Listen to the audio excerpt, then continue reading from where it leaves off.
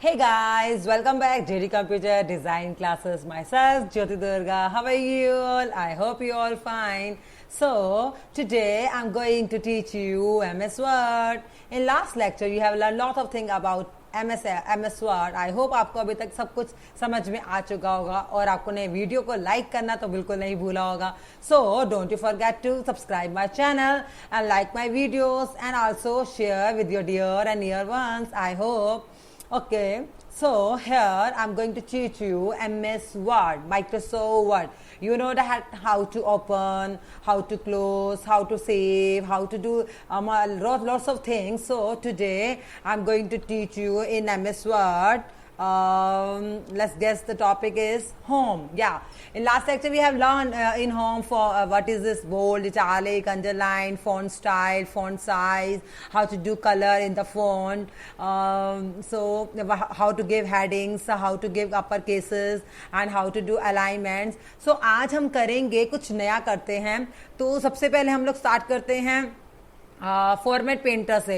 यहाँ पर format painter से पहले हमारे पास एक ऑप्शन आ रहा है पेस्ट. तो आपको स्क्रीन विजिबल हो ही रही होगी इजिली. पेस्ट में ये बताने की कोशिश कर रहे हैं, पेस्ट और पेस्ट स्पेशल दो ऑप्शन हम लोगों के पास होता है, जैसे कि आपको यहाँ पर दिख भी रहा होगा. तो सिंपली हम लोग पेस्ट से क्या करते हैं, अगर आपने कुछ कॉपी किया होता है तो यू कैन सिंपली पेस्ट. आप लोग जब कंट्रोल सी करते हो, लाइक मैं आपको एग्जांपल देती हूँ. मान लो आपने कि यहाँ पर बर्थडे पार्टी को ही दोबारा से कॉपी करना है, तो you must simply firstly you have to select then copy की शॉर्टकट की आप लोगों को पता ही है क्या होती है, पेस्ट. तो मैं इसको अगर किसी नई जगह पे न्यू ब्लैंक शीट पे लेके जाती हूँ पेस्ट करने के लिए, तो आप देखिएगा आपको दो ऑप्शन नजर आ रहे हैं. दैट इज कॉल्ड, ये तो पेस्ट के लिए है, आपको पेस्ट करना है तो ये सिंपली प्लेस कर दोगे आप, तो ये पेस्ट हो गया.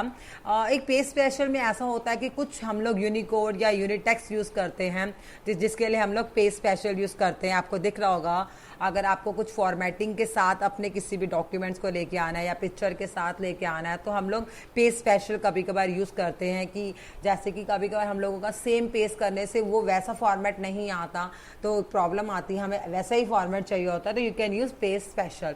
आई होप आपको समझ में आ चुका होगा इतना. Now I am going to move my last page, that is called this. तो अब आपको फॉर्मेट पेंटर के बारे में कुछ बताना चाहूंगी. फॉर्मेट पेंटर एक पेंट की तरह काम करता है, जिसका मतलब होता है कि आपको जैसा वर्ड डिजाइन फॉर्मेट चाहिए आप उसी को सेम पेंट कर सकते हो. मान लो आपने बर्थडे पार्टी जिस स्टाइल में लिखा है वो आप चाहते हो कि मुझे हर हेडिंग में आपका यही सेम स्टाइल कॉपी करना है, तो आपको बार बार चेंज करने की जरूरत नहीं है. आई होप आप एक ही बार इसको जस्ट सेलेक्ट करिएगा. सेलेक्ट करने के बाद you can click on format painter, तो आप देखिएगा कि ये फॉर्मेट पेंटर पे ऑलरेडी हाईलाइटेड है. तो मैं चाहती हूँ कि अब मेरा डेट भी इसी स्टाइल में आए, तो you can check it out. Date भी आपका इसी स्टाइल में आया है. अब आप लोग चाहते हो कि मेरा टाइम लोकेशन भी इसी स्टाइल में आया, तो लो आपका टाइम भी इसी स्टाइल में आया. अब आप चाहते हो कि आपका लोकेशन भी इसी स्टाइल में आया, तो यू कैन इजिली, तो आप फॉर्मेट पेंटर को जस्ट पेंट कर सकते हो किसी भी तरह से जैसे आपको चाहिए. तो आगे चलते हैं. अब इतना तो आपको समझ में आ गया होगा. अब हम आपको बताते हैं, लास्ट टाइम आपको मैंने काफ़ी कुछ समझा दिया था. मैंने आपको बताया था कुछ इंडेंटेशन, डिक्रीज और इंक्रीज के बारे में और सॉर्टिंग के बारे में.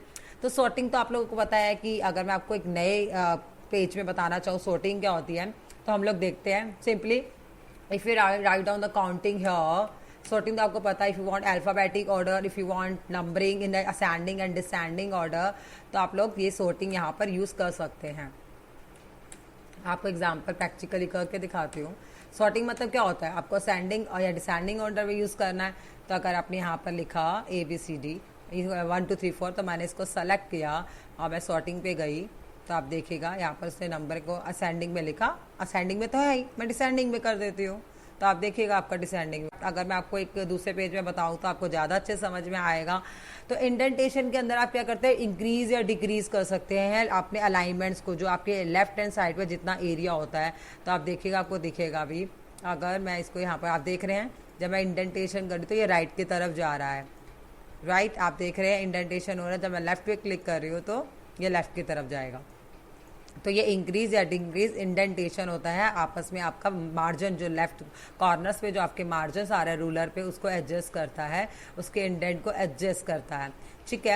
अब इसके बाद सेकंड ऑप्शन मैंने आपको बताया था, कुछ हेडिंग्स यहाँ पर होती हैं, आपको किस तरह की हेडिंग्स चाहिए। हाँ, तो मैंने अपने हिसाब से ही हेडिंग्स लिख दी हैं, तो you can change it with your help. अगर आपको कुछ ये पसंद नहीं आ रहा तो आप अपने हिसाब से भी हेडिंग दे सकते हो। जैसे आपको दिख रहा होगा, ये मैंने दी है, कलर नज़र नहीं आ रहा होगा तो I can change the colour here, जो लास्ट क्लास में मैंने आपको बताया था। You can easily change the colour from here. तो आप देख रहे हैं ये कलर चेंज हो गया। आप साइज़ भी बढ़ा सकते हैं। लास्ट क्लास में, लास्ट लेक्चर में आप लोगों ने सीखा है कैसे हम करते। तो आपने देखा ये डिफरेंट स्टाइल में हमारी हेडिंग आ गई है।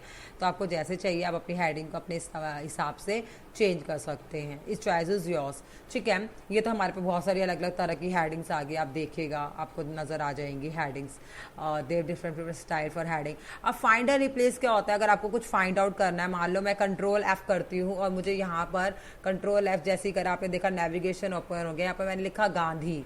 अगर मैं फाउंड करती हूँ, देखिएगा जरूर, बहुत इंपॉर्टेंट है। आप जब फाइंड करेंगे, जहां जहां आपके पैराग्राफ में गांधी लिखा हुआ आएगा, वहां वहां से आप गांधी को फाइंड कर सकते हैं। और दूसरी बात यह है कि इसकी शॉर्टकट की होती है Ctrl+F, तो शॉर्टकट की जरूर लर्न करिएगा, इट्स वेरी वेरी इंपॉर्टेंट। और रिप्लेस में क्या होता है, अगर मैं गांधी की जगह रिप्लेस में आ जाती हूँ, अगर मैं गांधी की जगह कुछ और कर देती हूँ, महात्मा कर देती हूँ, I want Mahatma instead of Gandhi, तो ये पूछेगा आपको रिप्लेस करना है, रिप्लेस ऑल करना है या फाइंड नेक्स्ट करना है। आप रिप्लेस करोगे तो कोई पर्टिकुलर एक ही गांधी जो आपने सेलेक्ट किया होगा वो रिप्लेस होगा। रिप्लेस ऑल में जितने भी गांधी पूरे पैराग्राफ में वो रिप्लेस हो जाएंगे। और फाइंड नेक्स्ट मतलब कि आपने एक को किया, फिर आपने नेक्स्ट दोबारा गांधी को क्लिक किया, फिर दोबारा गांधी को, तो आपने देखा कि अब यहाँ पर क्या लिखा हुआ रहा, we made 3 replacement in your selection. हमने जो सेलेक्ट किया था पार्ट, उसके अंदर जितना भी हमारी जगह पे गांधी था उसकी जगह सब जगह महात्मा आ गए। तो कह रही do you want to continue, तो हमने यस यस करा। तो आप देखा यहाँ पर जहाँ जहाँ पर भी गांधी थी उसकी जगह यहाँ पर आपका महात्मा महात्मा महात्मा चेंज होकर आ गया। ठीक है, इतना तो आपको समझ में आ गया। इसके बाद एक ऑप्शन आ रहा, गो टू का आ रहा था। तो गो टू का आप जब देखेंगे तो यहाँ पर ऑप्शन आ रहा है गो टू का। गो टू के अंदर क्या होता है, अगर आप पर्टिकुलर किसी पेज पे जाना चाहते हैं, किसी सेक्शन पे या किसी लाइन के में जाना चाहते हैं, तो आपको यहाँ पर लिखना होता है कौन से पेज नंबर पे जाना है, कौन से सेक्शन पे जाना है, किस बुक मार्क पे जाना, कौन से कमेंट पे जाना। तो यू हैव टू राइट यहाँ पर। आप जैसे बुक मार्क अभी हमने बनाया नहीं, जब हम बनाएंगे तो हमें पता चल जाएगा कि हम लोग इस बुक मार्क पे जाना चाहते हैं। तो गो टू में आप पर्टिकुलर जगह पे जा सकते हैं। लाइन 2 लिखा तो मैं लाइन 2 में आ गई। तो गो टू में सिंपली आप इजीली कहीं पर भी पहुँच सकते हैं। अब इसके अंदर एक ऑप्शन आता है सेलेक्ट ऑल। सेलेक्ट ऑल की शॉर्टकट की आपको पता है कंट्रोल है। हम सेलेक्ट ऑल से सारा का सारा पोर्शन सेलेक्ट कर सकते हैं। And the second thing is that जब आपको वापस जाना है तो हम लोग क्या करते हैं, Ctrl+Z करते हैं। अंडू जो हम लोग पढ़ चुके हैं, अंडू और रीडू जो होता है यहाँ पर आप देख रहे हैं, वो बहुत इंपॉर्टेंट कॉन्सेप्ट है। अंडू से क्या होता है, लास्ट स्टेप को हम लोग वापस जाते हैं, बैक हो जाते हैं। और रीडू से वो जो रिपीट स्टेप होता है जो हमने लास्ट में किया होता है वो वापस आ जाता है।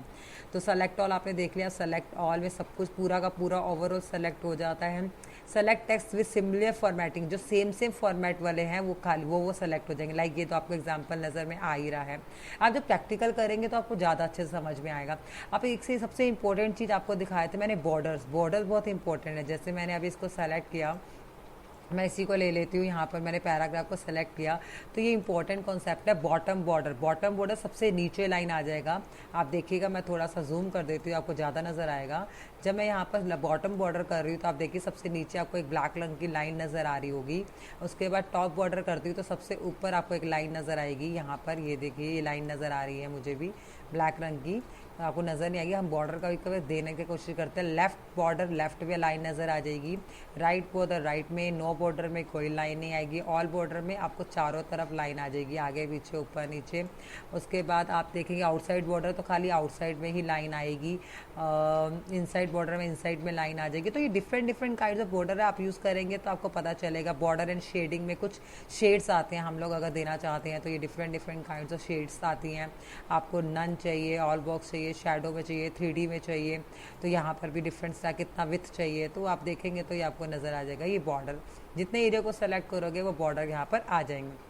ड्रॉ टेबल, आप अपनी मर्जी से टेबल भी ड्रॉ कर सकते हैं। मान लो मैंने यहाँ पर एक टॉप टेबल ड्रॉ करी, तो मैं टेबल भी ड्रॉ कर सकती हूँ, यहाँ पर टेबल भी ड्रॉ कर सकती हूँ। आई होप आपको भी समझ में आ चुका होगा। ये जैसे आप टेबल ड्रॉ करेंगे तो आप देखेंगे सारे टेबल से रिलेटेड ऑप्शन या लेआउट्स आ जाएंगे। हम इसको फर्दर करेंगे आगे जाके, इसके बारे में हम बहुत ज़्यादा डिटेल में पढ़ेंगे। आई होप आपको अभी तक समझ में आ गया होगा। कोई भी डाउट आप डेफिनेटली मुझसे ज़रूर पूछिएगा, अपने सजेशन भी दीजिएगा। Thank you so much for everyone. Firstly mainly I thankful to my friends, my students are mainly my stand. Thank you is very very enough word for me. अगर मैं अपने बच्चों को थैंक यू करूँ, उन्होंने बहुत promotion किया मेरी वीडियोस को, चैनल को।